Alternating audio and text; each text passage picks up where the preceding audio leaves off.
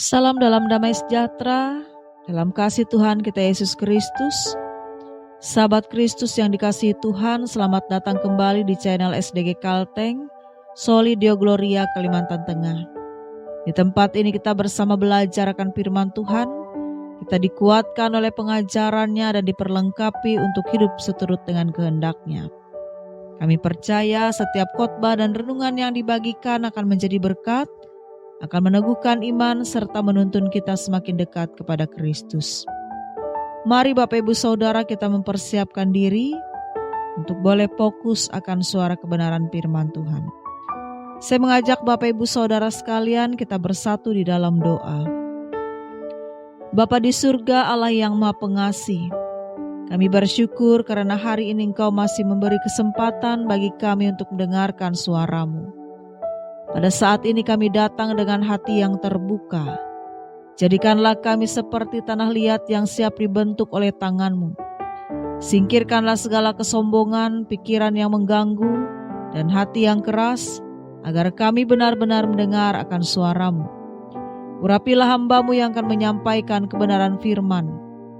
Bukalah mata hati kami, sehingga apa yang boleh kami dengar dan boleh kami terima bukan hanya sekedar perkataan manusia, tetapi suara-Mu yang boleh senantiasa meneduhkan jiwa dan hati kami. Bentuklah kami melalui firman-Mu, supaya hidup kami menjadi bejana yang indah dan berguna di tangan-Mu. Di dalam nama Tuhan Yesus Kristus kami berdoa. Amin. Yeremia pasal 18 ayat yang pertama hingga ayat yang ke-17. Diberi judul bagi kita, dalam tangan tukang periuk, hidup yang dibentuk, bukan dibiarkan pecah. Shalom, Bapak Ibu Saudara-saudari yang dikasihi Tuhan. Pernahkah kita memperhatikan seorang tukang periuk yang bekerja? Ia duduk di depan roda putarannya dengan sepotong tanah liat di tangannya. Mula-mula tanah itu hanya gumpalan biasa, tidak indah, tidak menarik.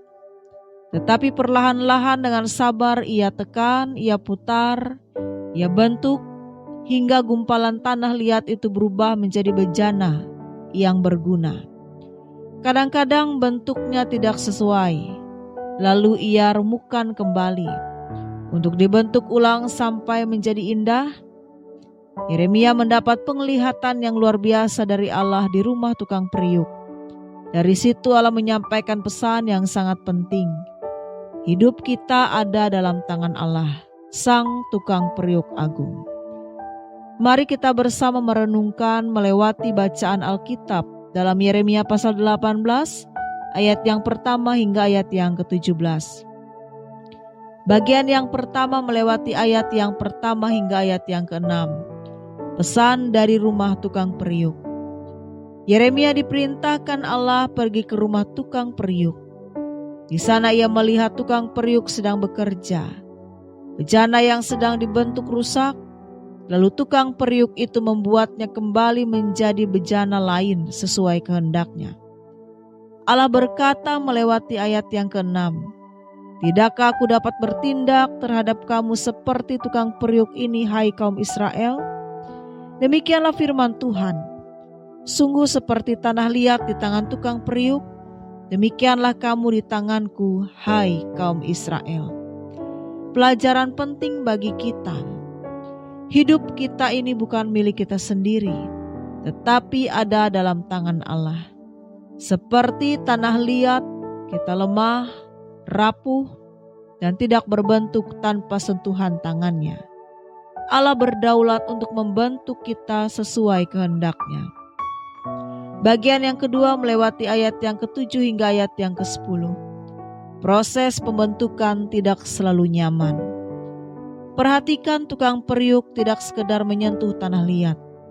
Ia menekan, memutar, bahkan meremukkan kembali jika hasilnya rusak.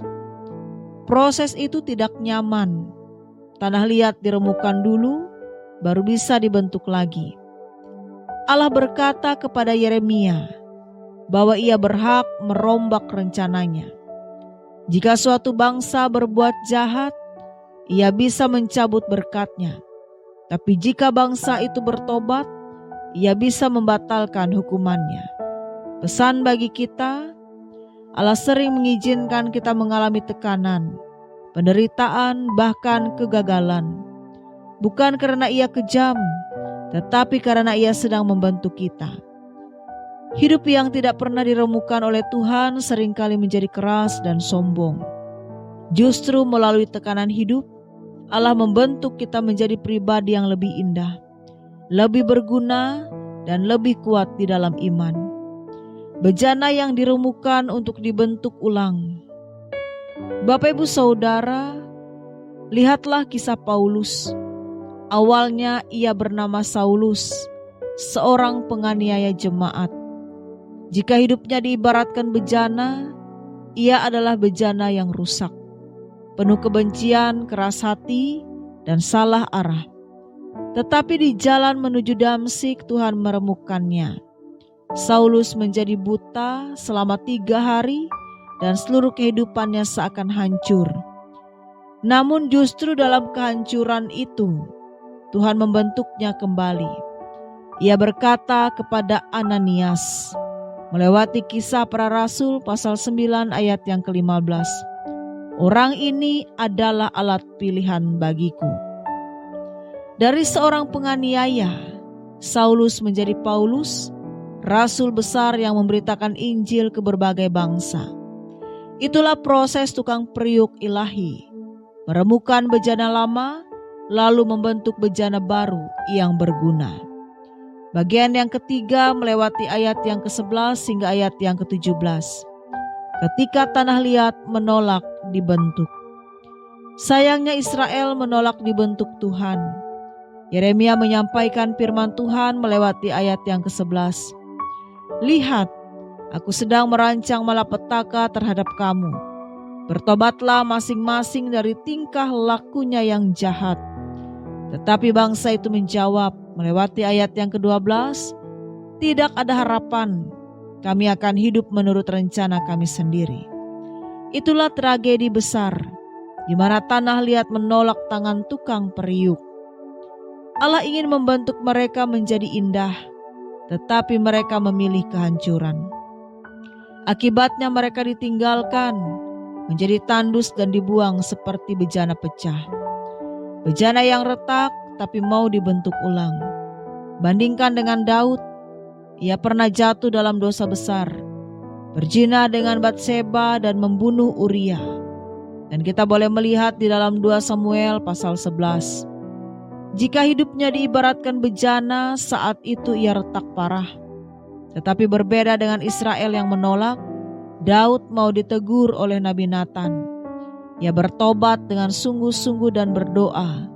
Melewati kitab Mazmur pasal 51 ayat yang ke-19. Hati yang patah dan remuk tidak akan kau pandang hina, ya Allah. Karena kerendahan hati itulah Daud dipulihkan dan dibentuk kembali. Bejananya yang retak diperbaiki menjadi indah kembali. Bagian yang keempat, pelajaran rohani dari pekerjaan tukang periuk. Dari Yeremia, Paulus, dan Daud kita belajar bahwa hidup kita bukan milik kita. Kita hanyalah tanah liat dan Tuhanlah sang pembentuk. Proses pembentukan butuh kesabaran, maka dari itu jangan mengeluh ketika kita hidup terasa berat, sebab Tuhan sedang membentuk sesuatu yang indah. Jangan menolak sentuhan Tuhan. Tanah liat yang menolak dibentuk akhirnya akan dibuang. Allah ingin hasil yang terbaik, seperti Paulus yang dipakai luar biasa dan Daud yang dipulihkan. Allah ingin menjadi bejana yang berguna, tentunya bagi kita. Bapak Ibu Saudara yang terkasih, hari ini Tuhan mengingatkan kita bahwa hidup kita ada dalam tangan Allah. Pertanyaannya, apakah kita mau dibentuk atau kita menolak dan akhirnya pecah? Biarlah kita datang kepada Tuhan dengan rendah hati. Tuhan, jadilah kehendak-Mu. Bentuklah aku menjadi bejana yang indah sesuai dengan rencana-Mu. Seperti tukang periuk yang sabar membentuk tanah liat, demikianlah Allah sabar dengan hidup kita. Mari kita izinkan Dia bekerja. meskipun kadang harus melalui proses yang sakit, karena akhirnya hidup kita akan menjadi bejana yang mulia di hadapannya. Pesan Yeremia pasal 18 ayat yang ke-6 mengingatkan kita, tidakkah aku dapat bertindak terhadap kamu seperti tukang periuk ini, hai kaum Israel? Demikianlah firman Tuhan. Sungguh seperti tanah liat di tangan tukang periuk, demikianlah kamu di tanganku, hai kaum Israel. Amin. Mari Bapak Ibu Saudara kita berdoa.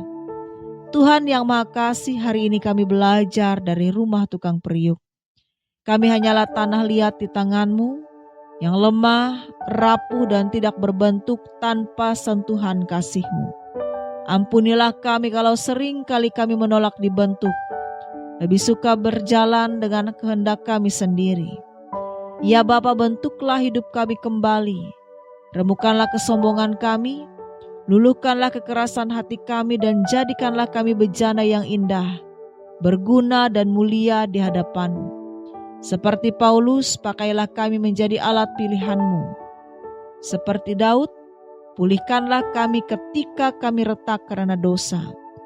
Kami serahkan hidup kami sepenuhnya dalam tangan-Mu, Sang Tukang Periuk yang agung. Di dalam nama Tuhan Yesus Kristus kami berdoa. Amin.